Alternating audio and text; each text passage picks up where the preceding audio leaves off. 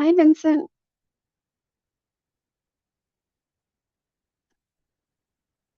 Hey, Sonia. I was like, maybe I could grab a bite. I was like, oh no.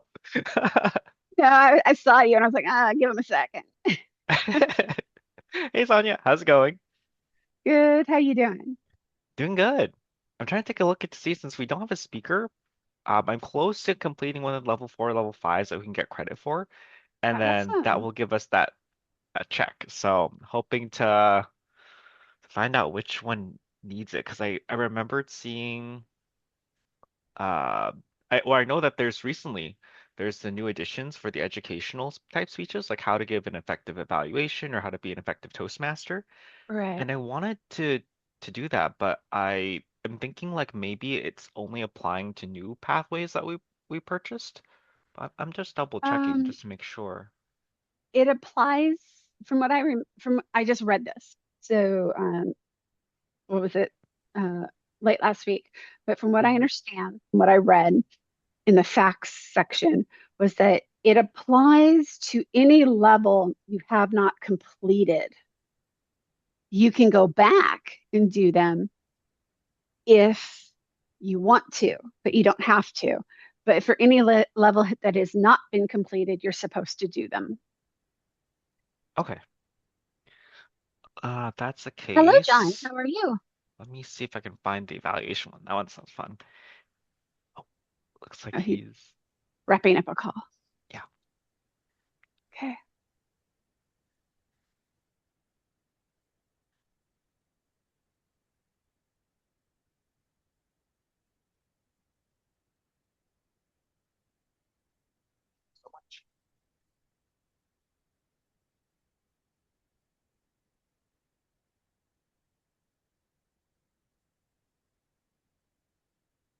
Yeah, let's see if I can download the slides really quick if that's the case for one of the level fours.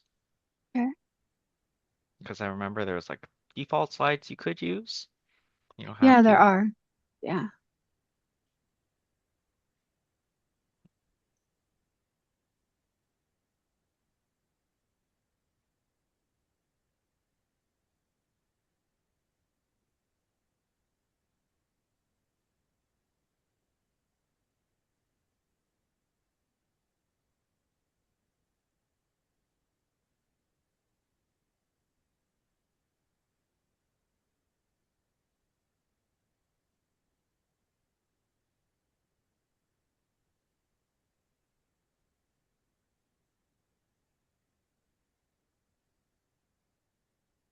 Oh, and I guess I should purchase the engaging humorous path before the price increases.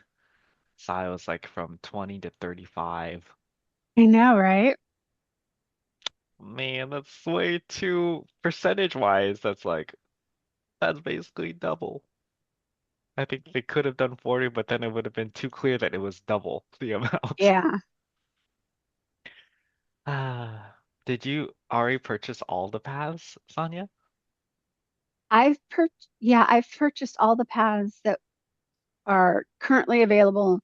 And I still have a couple that I am working on that were from that they had discontinued. So they don't have like they're not fully integrated, but they're still online. Mhm. Um, and then I haven't decided if I'm going to do the two new ones that they released. Oh, the The ones that like I think, historical version. yeah. If I do, it'll probably be the storyteller one. Mhm. Only because the other one has language that and attitudes in it that I'm not so sure I really want to read. The one that Mary was talking about. Yeah. Uh, I'm not sure I want to. They should have filtered that stuff, kind of stuff out. They could have easily, but they chose not to. yeah. All right, so it's 2:05 Yeah. So I think we can go ahead and get for started. me, I know, 12:05 for you. Sorry. yeah, we'll go ahead and get started. And then after that, I know Sib and Benson are both taking a role. So we can just fill in the roles on the way. And we could perhaps do a quick order change. So we'll do table topics first, and then we can add in the prepared speaking section right after. Okay. So I can take on the sergeant. Actually, would you be able to take on Sergeant Arms? That way it's like the handoff feels more like a handoff. Course. All right. Well, welcome, John. Welcome, Vincent. Welcome to our Cinco de Mayo uh, Toastmasters meeting today. And Vincent, you're our Toastmaster of the day. Please take it away. Thank you so much, Sonia. Welcome, John. Fellow Toastmasters, it's May 5th, and I was thinking about which theme to choose. I saw Cinco de Mayo, I was like, oh, it is an easy grab. But I also noticed that there was a Teacher Appreciation Week that also fell on the same day. And I decided, I did want to highlight and reflect back on the teachers and those who have educated us throughout our years and have really transformed the way we thought. When I thought about my teachers, I just remember that they had to manage so many different kids, and it's hard to pinpoint one teacher that really made a difference for me. So instead, I wanted to highlight one of the lab instructors that I had back in college. So back then, I did not feel quite confident in my programming skills. I remembered one of the projects we had to code something quite complex, and it wasn't in a language that I was familiar with. I remembered spending a lot of time after hours in the lab, constantly struggling and thinking about, I'm going to constantly fall behind because I don't know this language and I'm probably just going to fail this lab. But nonetheless, I stayed in the lab hour after hour, and she was always there. By the time that I completed the project, or I say completed, it was just like I was able to get the program to boot up, and that was it. By the time I showed this presentation to my instructor, I was ready for her to just say, how come you wasted these 6 months in this lab? You didn't learn a thing. I was completely ready for that. But instead, she just stopped and asked me, so it must have been tricky to try to learn this new language, huh? I was like, yeah, it was. And instead she asked, so what did you learn from this experience when creating this project? And from her patience and her questions, she made me realize the importance of learning was about the process. And sometimes it can be difficult to learn things for the first time, but I really appreciated how she acknowledged the effort that it took. So that was something that stuck away with me in my future endeavors when just trying to make sure whenever I do something, that I put in the honest effort, regardless of what the final product was. Can I honestly say that I spent those hours? Did I put in the time? And if so, maybe that's a win in itself. So for this meeting, I just wanted to take that moment to appreciate the teachers or perhaps even lab instructors that entered into your life and truly made a difference. For today's word of the day, and for the benefit of the guests, we encourage the usage of the word of the day to help expand our vocabulary. Today's word is nurture. The definition of nurture is to further the development of. So, for example, nurturing a friendship. So, I encourage you to use this word of the day, and what you'll notice is that we'll do silent hand clapping throughout. So, you'll be seeing us doing something like this, and that's just to show a sign of encouragement, like kudos to adding a new word to your vocabulary. Today, we we don't have any prepared speakers, so we do have a slot for impromptu speeches in case anyone would like to give this a shot. And for the benefit of the guests, impromptu speeches give you the chance from 4 to 6 minutes to be able to speak on on a particular question. Again, off the cuff, you won't know it in advance. You just get it there, and you have that moment to form. You have about maybe 30 seconds to a minute to form your thoughts and deliver your speech. For today, was there anyone who would like to give this a shot? If not, we can do an extended table topics, which is just 1 to 2 minutes. I can do one. I can give it a try anyway. All right, I haven't then done one I'll in a while, so perfect. I'll try to cater the question, Sonia, so that way you can also get level 2 credit for good. your mentorship and mentoring another person. Okay, so and before we do that, I noticed that we did have a new guest, Ravi. Ravi, welcome to the group. I just Hey, want to thanks. ask, how Appreciate did that. you hear about us and what would you like to learn from Toastmasters today? Just was having some free time during lunch today, so I found this program on meetup.com and just thought of joining. What's this all about? I've heard about great things about Toastmaster and how it kind of grooms you to be in a leadership position and being able to convey and relatively express yourself openly and clearly.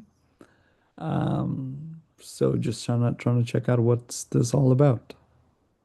Yeah, absolutely. So you are in the right place. The Toastmasters meeting are a bit structured. So what you'll notice is that we'll have the impromptu or formal, in this case, prepared speeches. In our club, we like to focus on long form impromptu speeches because Hmm. sometimes when we're in the workplace or we're just having a long conversation, we want to make Hmm. sure that we're able to convey our message Hmm. over a long period of time if we happen to be the person carrying the conversation. And at Right. times that happens. But Right. we also want to make sure that it's succinct as well. Yep. The second section that we have is impromptu speaking, which is just 1 to 2 minutes. Again, it's a similar format from the first section, it's just in a much shorter time frame. Our goal is to make sure everyone gets a chance to participate during that section.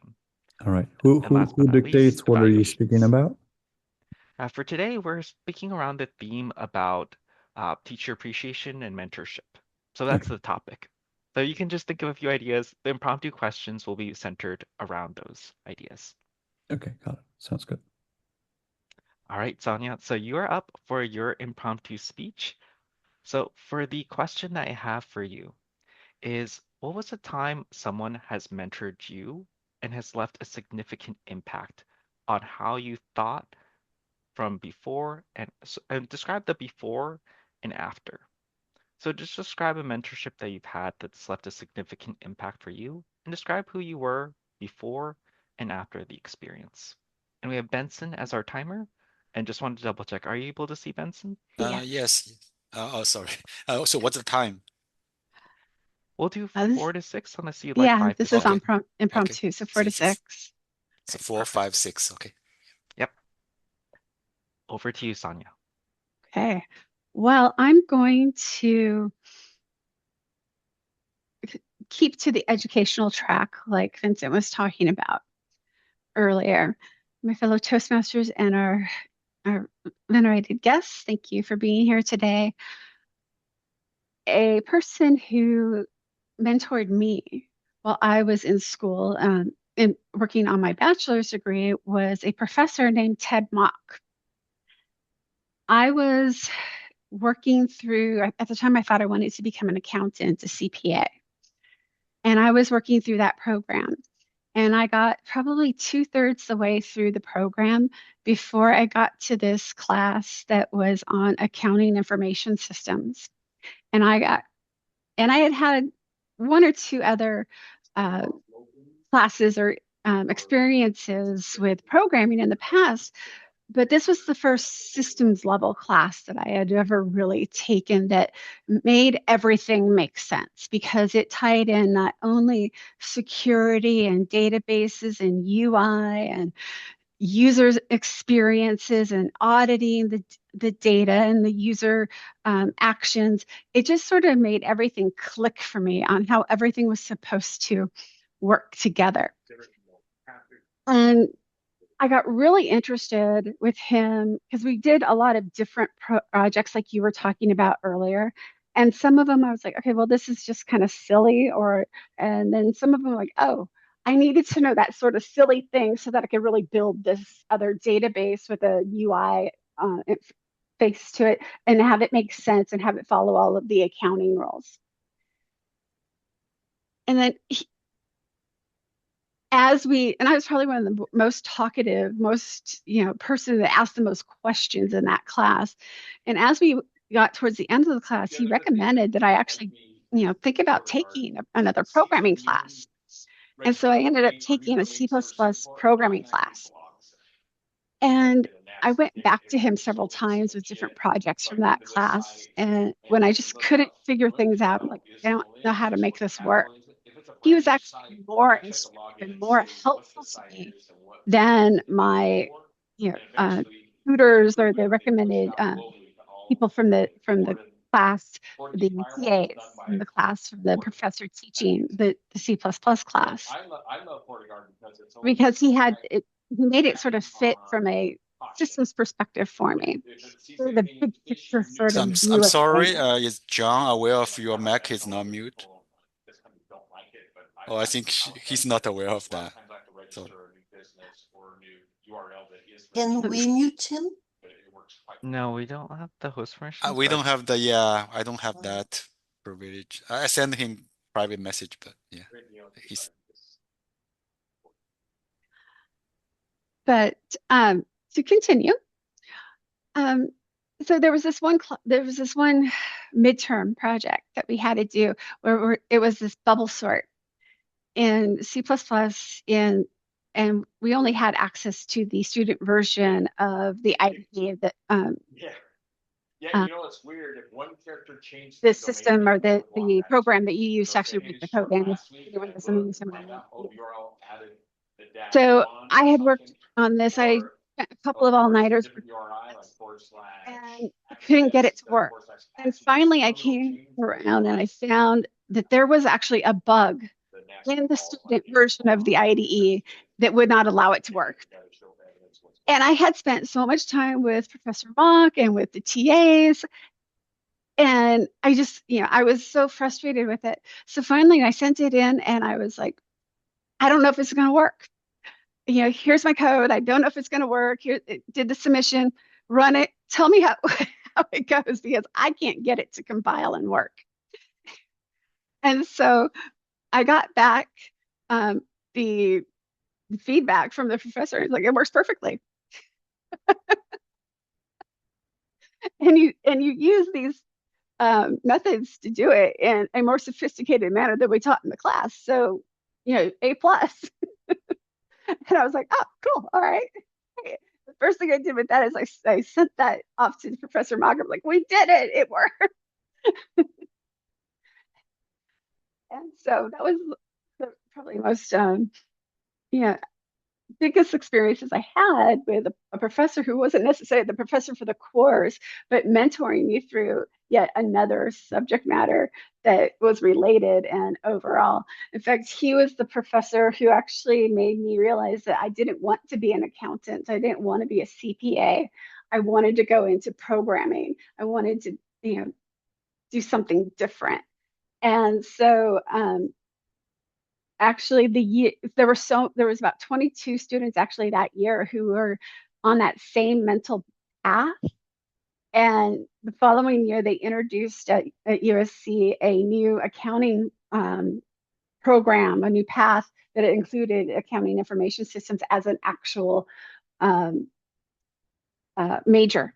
So it was very, very nice to have done that and been sort of pioneering that sort of path, and then having the university sort of realize, hey, this is a real thing. We need to prepare students to do this. And Professor Mock was one of the ones that was leading the charge to get that to happen.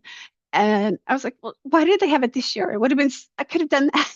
Why did they have it while I was here? That's the major I would have gone for. But nonetheless, Professor Mock was truly an inspiration to me, and I really enjoyed having him be my mentor through at that time period. But thank you very much for listening to my story. Back to you, Vincent.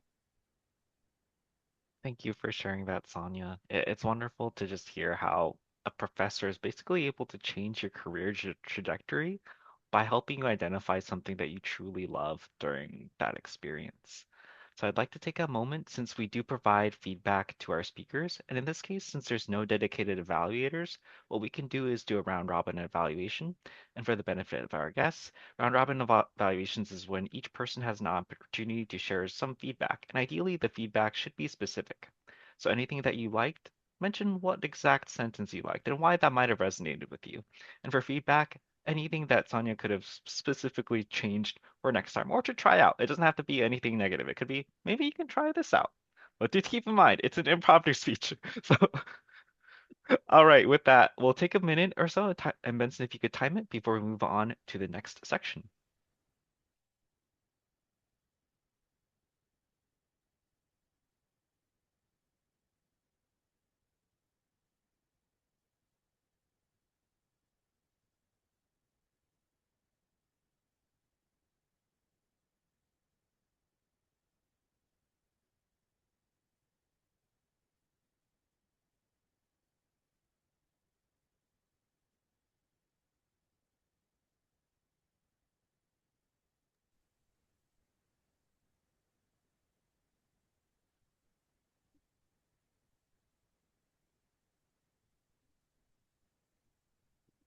I just have a question here. Can we just go one round of introduction?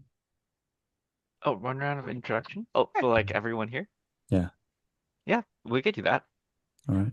So I could, I guess, was there anything you're interested in learning about in terms of like roles or experience in Toastmasters or, um, So let's just kind of make it simple, right? Who are you and what do you do and where are you from and yeah, what's your hobby? Okay, just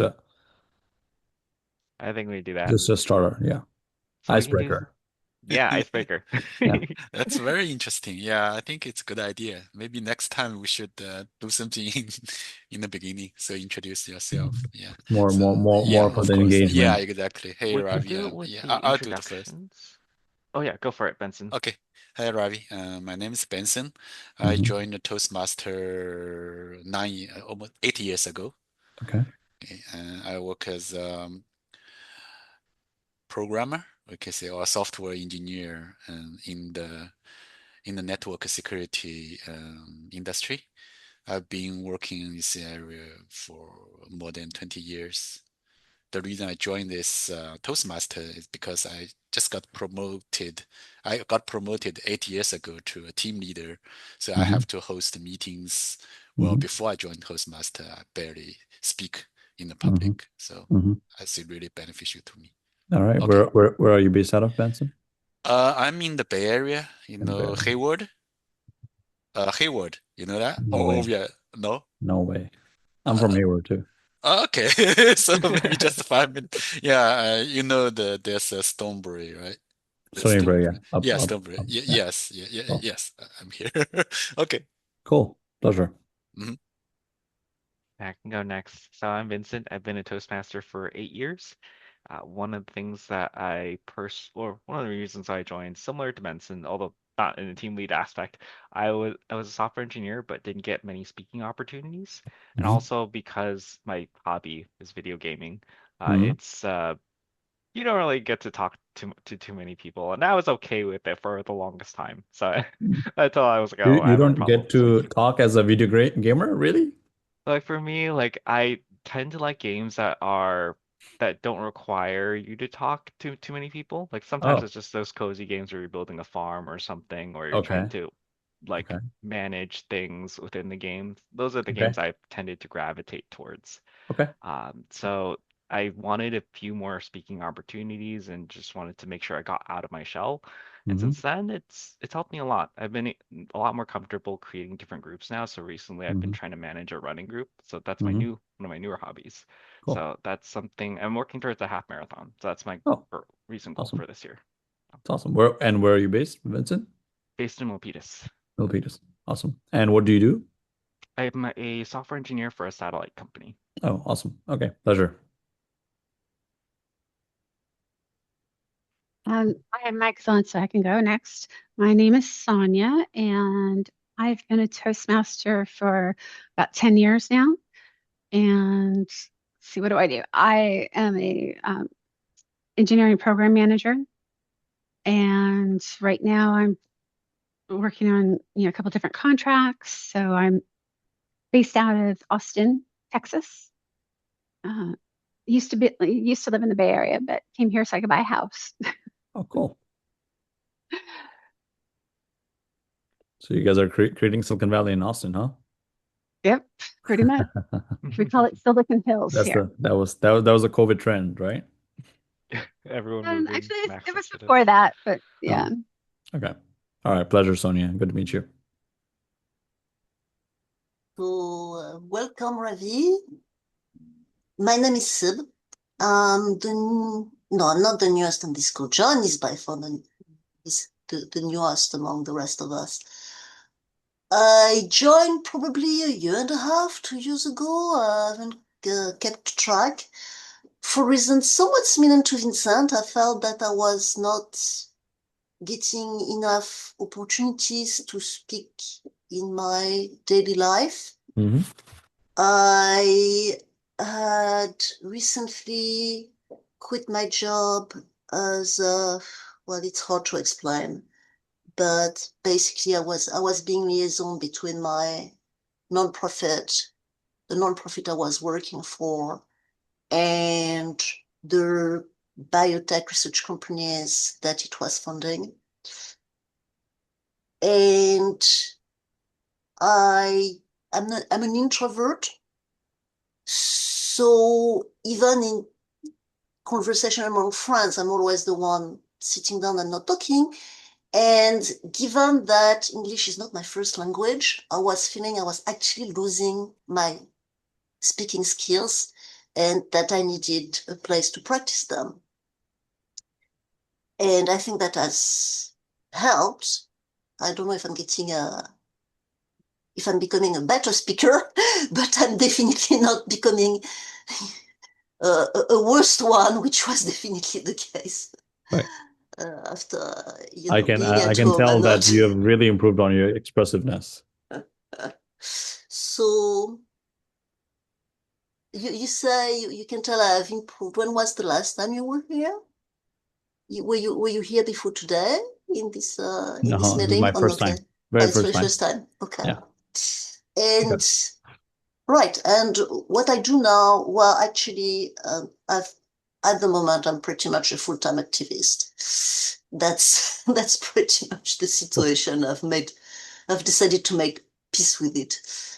And yourself, I was late today, so if you introduced yourself, I missed it, unfortunately. I haven't. I'm gonna go next. I don't know if John's in here as well. Okay. All right. Anyway, hey guys, it was a pleasure meeting you guys. My name is Ravi Acharya. I'm based out of here in the Bay Area. I am also an engineering program manager. I work for a biotech company. Been primarily working in health tech, med tech, and biotech industry for past 10 years now. I grew up here in Sunnyvale, California. I went to school locally at San Jose State. So yeah, pretty much local. And on a day-to-day basis, I do a lot of stakeholder management. I do a lot of change management, budget management, a lot of technical program management as well.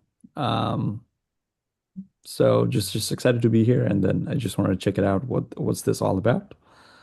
But looks like I'm still going to be joining for other sessions in the future because this really helps you think instantly and then kind of talk through the details, which is kind of important as you kind of go through the leadership curve of things. So yeah, excited to be here and pleasure meeting you guys. Yeah, You're pleasure welcome. to meet you Well, too, Ravi. yeah, welcome. So we'll move on to the second section, which is the impromptu speaking section, and I think that's great.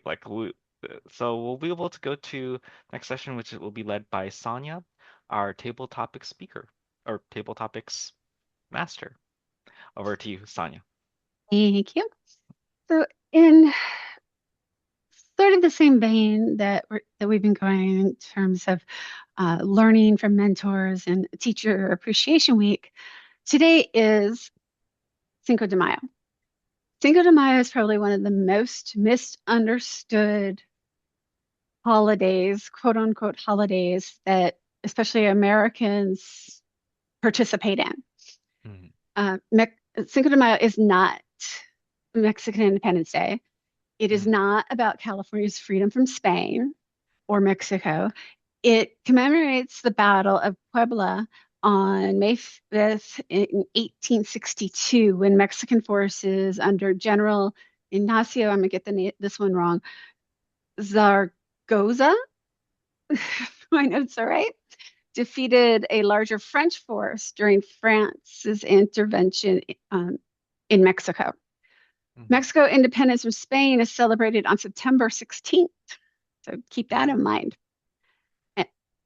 And it made the start of the 1810 independence movement. The origins of Cinco de Mayo are also quite frequently misaligned with the Bear Flag Revolt in 1846, when American settlers briefly declared a California republic against Mexican authority, not Spanish authority. In the 1980s and 1990s, it's become heavily commercialized. It's also been related to the U.S. West during the Civil War, and because Latinos in California saw Mexico's resistance to the French imperialism tied to the Union cause in our democracy and anti-slavery politics here before we became the United States and after the Civil War. So there's a lot of misunderstood history there. Now, there's other holidays that we have that people, just blindly participate in and think that they know what it's about. So today I'm going to ask you some questions about some of those holidays. And this one, I think, Sib, I'd like you to answer. I already got El Cinco de Mayo wrong. I was confusing it with the Tres de Mayo painting by Goya, which so I thought it was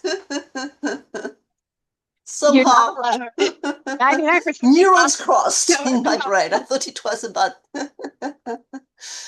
opposition to Napoleonic forces in Spain.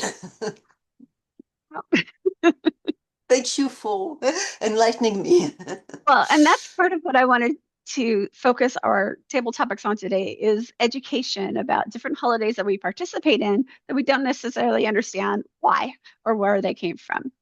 And my first question is to you, Sid, because you've lived in several different countries and you've experienced many different cultures. So my question to you is, what is a holiday or tradition from your family or from one of those other places that you've lived that outsiders don't understand necessarily, but they still participate in? Ooh, gosh.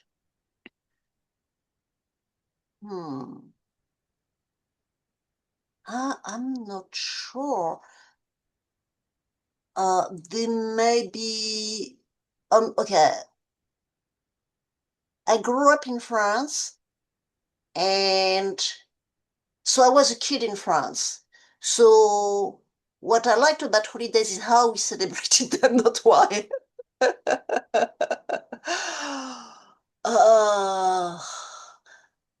I can tell you about a holiday that we celebrated that I haven't seen celebrated in the US, but I'm actually not sure. Well, I'm gonna ask Wikipedia, I guess. Might just as well find out now.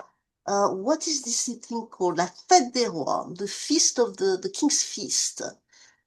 And in France, that is a holiday where you eat a special cake, which is mostly marzipan based. And my vague memory of it, without yet looking at Wikipedia, it must have had something to do with the end of a period of fasting. Is that true?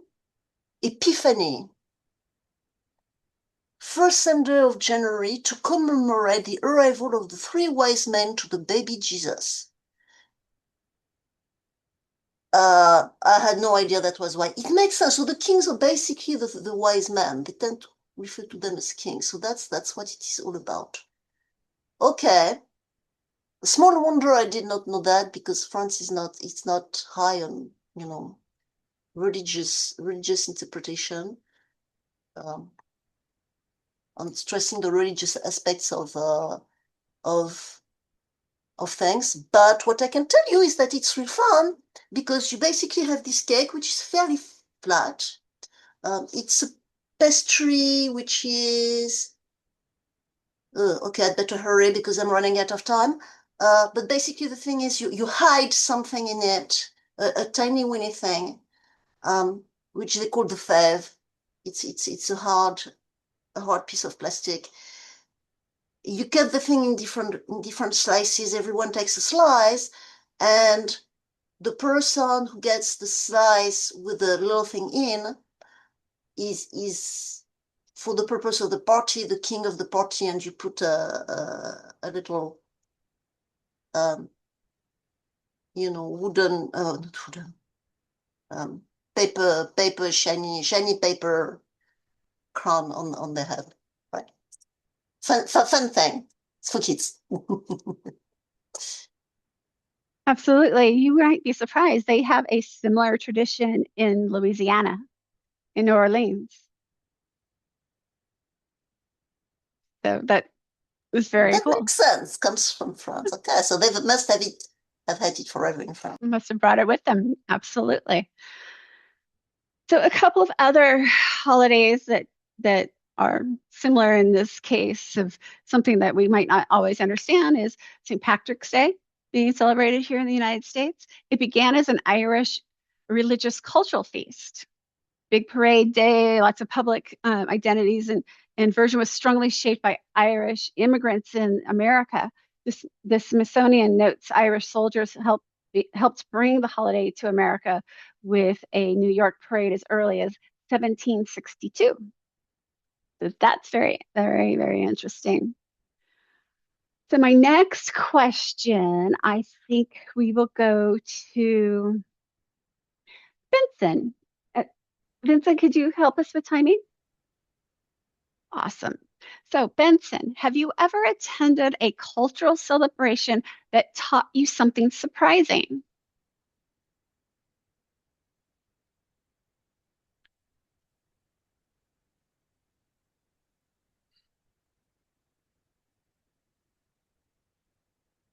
Okay, thank you, Tabletop Master.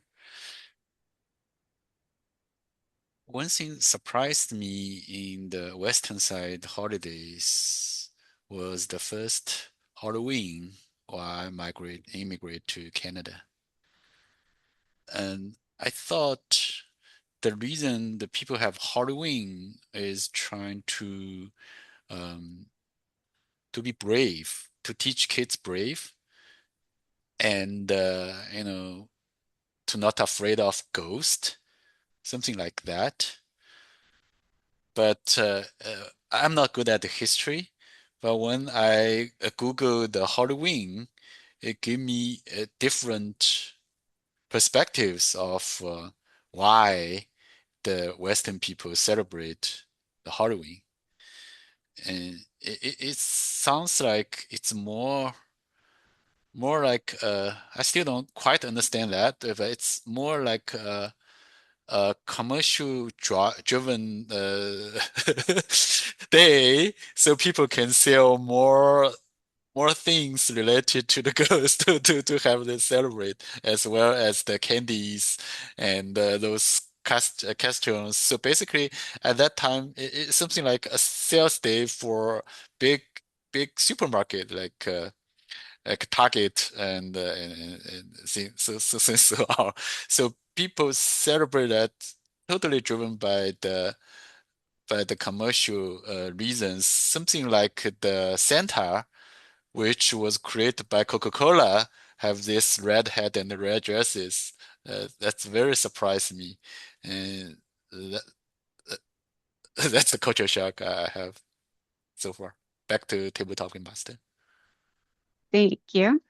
Actually, American culture or retailers have exported shopping events like Halloween and Black Friday, the day after Thanksgiving, around the world.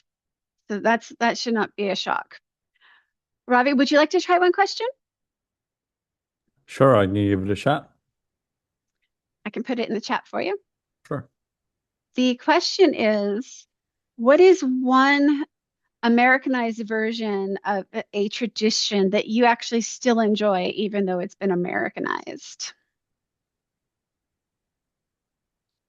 Even though it's Americanized. That's commercial. Um,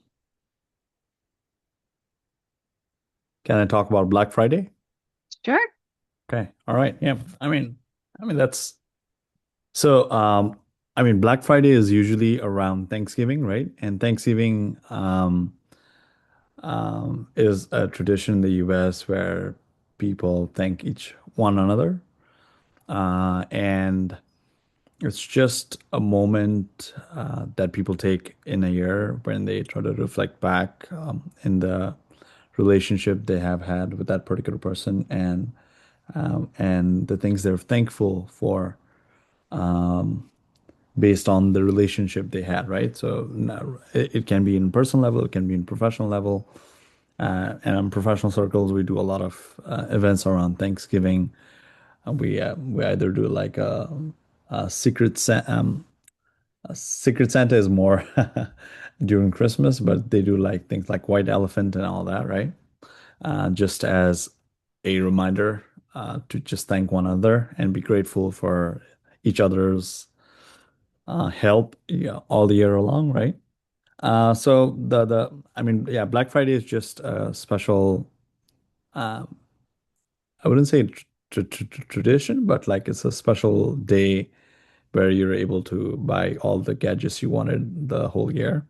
And then, yeah, it's just a great opportunity to explore what's out there with the limited amount of resource you have that you're not able to afford all year long. That's a very good way of explaining what Black Friday is to people. Hmm. I like it. Thank you. Okay. Uh, do we have time, Vincent, do you think, or should I pause? Because I have one more for you if you want. I I'll make it quick, and after that we can do general evaluations. Okay. So this is something you recently visited Japan. Christmas in Japan, it's not a national holiday, but it became a secular commercial seasonal celebration. KFC in Japan in 1974 created Kentucky for Christmas a Kentucky for Christmas campaign in Japan that helped to create the now famous fried chicken Christmas tradition that they have there for Christmas in Japan, which I thought was kind of interesting. Never heard of it before. But my question to you is, what is the difference between cultural appreciation and cultural appropriation when celebrating holidays that aren't now not necessarily, based from your own culture or your own family identity? Oh, that's a great question. Thank you, Sonia. I did remember seeing a movie where it was a Japanese movie, and all of a sudden they were eating lots of fried chicken for Christmas. I was like, oh, this is great. I wish my culture had that. That's awesome because I love chicken wings. So that's something that I would just like if I could, if no one else liked them, I would be like, can I just like grab all of them and then just sit there and eat by myself? That would be perfect. That's all I need. But regarding your question about cultural appropriation or appreciation, that was something that I remembered encountering just last year. Because a lot of my friends, they're more from they have an Indian or they're Indian. So I I'm like the only Chinese Vietnamese person in this group of people. But one thing that I really appreciated was when they invited me to their Festival of Lights, and I was just like, oh, what should I prepare? What should I bring? What should I wear? And they're like, oh, if you don't have any costume or we don't have you don't have any ethnic attire, I can hand you mine because we're both around the same size. I'm like, oh, okay, that works. But as I was wearing it, I started to think about all the social media sensations like, oh, this person's doing cultural appropriation because they're wearing something not from their culture. And throughout that time, I was like, oh no, like I I want to make sure like respect their culture. So if I'm wearing this costume, would that be like cultural appropriation and whatnot? So there's just a lot of conflict. But I decided to go to that party anyway, just because I knew that these are the people I trusted and they wanted me to try this out. So I was like, okay, I'll give it a shot. So um, I I think cultural appropriation and appreciation is definitely a tricky subject. I don't have a perfect answer to it, but I would definitely say that if the group that you're with wants you to give it a shot or wants you to give it a try, I think that's more than a welcome to give it a shot without worrying about the appropriation aspect. I think if you're somehow using it to your own advantage, whether you're making money off of it or whether you're somehow benefiting it from it versus trying to understand it, that's that line that I would draw. So overall, I think it's fun to explore different cultures to learn more about it and just really appreciate it. Don't look at it as I'm going to make some monetary benefit, but be like, I want to learn more about it. And I think that it's that spirit that's really important. I have to agree with you on that. I had some ladies I worked with who were Indian, and we had an Indian festival uh, that the company was putting on, and they decided that I was going to get dressed up with them, and so they did my makeup, they did my hair, they gave me this serape, that type of thing. It was fun. It was really fun to play dress up and feel like I was part of the the environment, the culture there. So it was a lot of fun. And so, yeah, I totally get what you were saying there. It sort of felt kind of odd at first, but then everyone was like, "Oh, you look so wonderful! Hey, come participate in this, and oh, come do this dance." And I was like, "Okay," but I had a great time. So that's all of our time today for table topics. Um, let's go on. Let me give it back to our Toastmaster of the day, Vincent. Thank you so much, Sonia, and thank you for allowing us to take that moment to explore different cultures around the world. I think that's truly a way that we're able to connect with other people because we get to see or and even understand the cultures that we celebrate. Like so was mentioning, like sometimes I celebrate a holiday, but I have no clue why. I'm just like, yes, food, I know, and yes, vacation. That's all I need to know, and I'm good. And to Benson's story too about just like learning Halloween for the very first time and knowing that, yeah, it's not always about fun. It's sometimes just about money. That's sometimes a holiday too. So thank you for sharing the stories, everyone. I really appreciated that spin on it. So next we'll be moving on to the general evaluations and we'll be doing a round robin evaluation for Sonia. And I don't believe we have a general evaluator. I don't want to claim it just because of I don't want you all to have like the same Toastmaster in a row, just so we can have some variety. I wanted to see if Sib, would you be open to being the general evaluator for this time and being a Toastmaster the day for next week, if that would work? Probably. Let me check my what's going on for me next week before I say yes, and then yeah, it looks good. Okay, perfect. So I'll hand it off to our just impromptu general evaluator, Sib. General narrator. Okay. Thank you very much, Toastmaster Vincent. And so we are now in the general evaluation part of our meeting. And we're going to start with the round robin evaluations for. I was about to say the different speeches, but I think we should limit to the people who are still on the call given the time, and that those who are gone are not going to be benefiting from it. So, Vincent, do you want to evaluate Sonia's speech? Yes, absolutely. No, thank you, Sib, and thank you so much, Sonia, for being able to take on this challenge as well. So I really liked how you were able to showcase the struggles of when we're first learning something sometimes we're just wondering, why does this really matter? Like the projects don't apply anywhere. And eventually you were able to kind of just use those experiences for this future project. And you were able to learn so many different solutions because you're like, how come this thing is broken? And it's just a process of troubleshooting. To me, as an engineer, I was just like, oh yeah, I totally understand that struggle until like you read the fine print somewhere and you're like, oh my gosh, this was not supposed to work in the first place. Totally get that. I love the story just because as an engineer, I related to that. So thank you for sharing that experience. And I also really liked how you're able to highlight one specific aspect of the question that was asked. Like one question that I was focusing on, or the question focused on, was your experience before and after you met this mentor, and that how you were able to shift your career trajectory as a result was that clear A to B. So I liked how you were able to honor that question as well. I'm struggling to figure out how to adjust it. I know I'm trying to do it because it's in the context of an impromptu speech. How would you adjust an impromptu variant? My only thought is just maybe, yeah, no, I was gonna say call to action, but not all speeches need a call to action. I'll think about this a little bit more, but overall, I felt like as an impromptu speech, you were able to clearly answer the question, which I think not everyone is able to do with an impromptu speech. We can sometimes get lost with our story, though we lose sight of what the original ask was. But I felt you honored that, so kudos. Thank you. Benson, would you like to give some feedback to Sonia? Yes, really.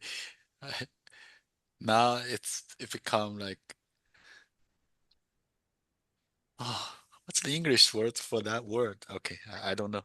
I'm just trying to look up some English words to give Sonia the the, the feedback because there's a word like it's not jealous, but it's like s- so good in this like okay Envious?